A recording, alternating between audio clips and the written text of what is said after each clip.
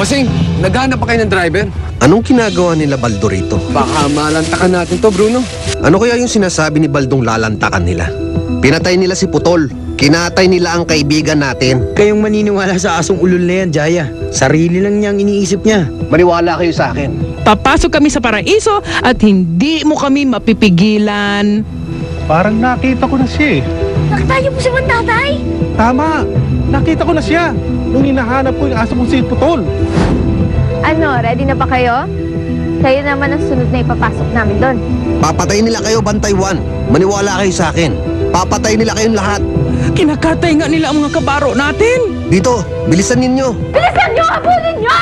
Sila Bantay 1. Wala nang time! Jaya, let's go! Sumunod kayo sa akin. Bilis. Dito na tayo. Ate, bilisan na natin! Excited na akong makita si Tatay! Sige, tara na! Halika na! Bilis na!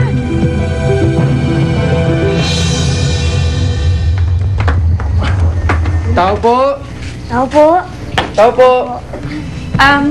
Ano yun? Anong kailangan niyo?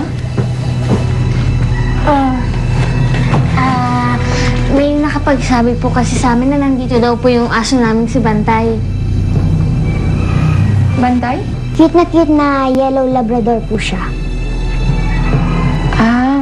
Pero kasi walang bantay dito eh. Po, pero sabi po ni Kuya Mulong sigurado daw siya na nakita niya dito si Bantay. Wala kasi kami nakuhang yellow labrador eh. Wala talaga eh. Sa inyo ba kasi tinatago dito yung mga aso nyo?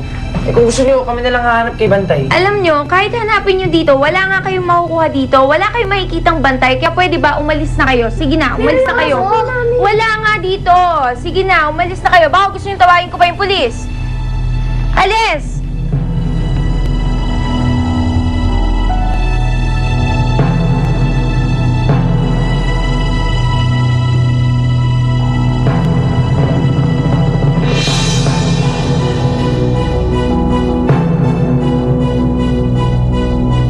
Papa B, wait for us! Papa B! Ate, ba't ganun? Bakit wala raw si Bantatay din sa dog pound? Naniwala ka naman dun. Eh, di ba? Yun yung sabi nung masungit na babae na yun. Hindi ako naniniwala dun.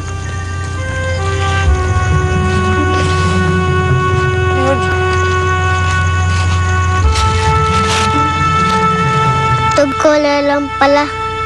Putol. Nakita yun si Bantatay? Tama! Nakita ko na siya nung hinahanap ko yung aso kong si Putol. Sandali lang. Diba, yung pangalan ng aso ni Kuya Mulong, Putol? Ay, pawak. Teka. Collar niya to ah. Pero, bakit parang may dugo?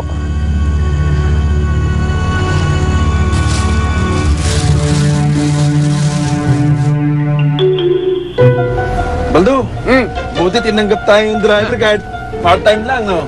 Oo, at libre tayo makakapuslit ng karne. Libre si Bob. Hey! Ay, pinsa mo!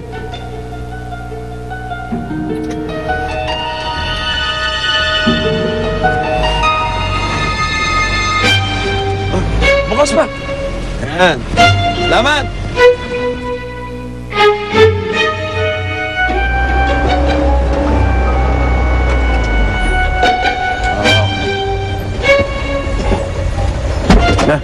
Uy, parating. Please, tago muna tayo. Tubo!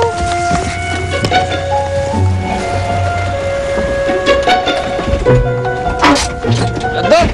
Ding! Ding! Dong! O Baldo, i-deliver niyo yan sa restaurant ni Mang Junicio. Oh, Yun o. Ah. okay, Dong.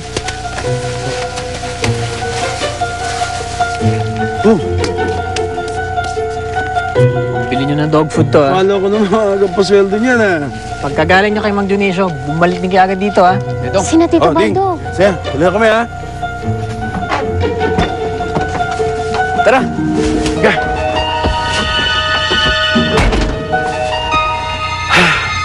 Baldo, ano kaya makita natin si Bantay dito? Ano ba plano mo? Aba, di kakatayin ko rin siya. Tsaka, kakainin ko yung karne niya. Nice! Let's go! Meron na tayong sweldo. Bilisan mo. Okay. Sige na. Diyos ko, kinakatay nila yung mga aso dito. Pinapatay nila yung mga aso. At ang mga tingin nyo, ang delivery-boy. Ate, natatakot ako. Ate, umalis na tayo dito. Tara, umalis na tayo dito, bilis. Habang wala pa, tara.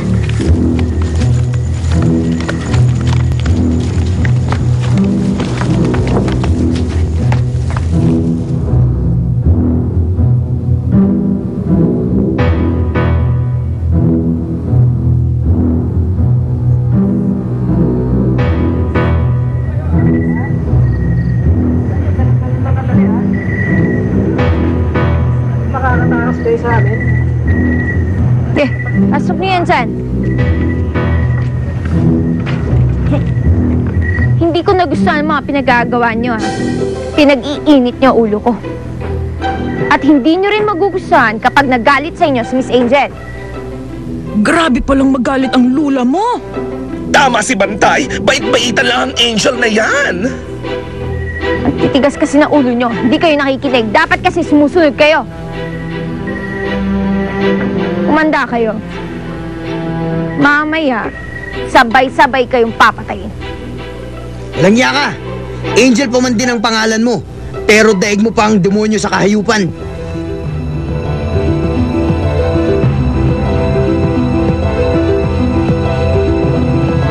Bilisan nyo! Sweet? Jaya? Hindi pala nakasunod sa akin si Sweet at Jaya. Paano ba to? Siguradong mapapahamak sila doon. Kailangan balikan ko sila.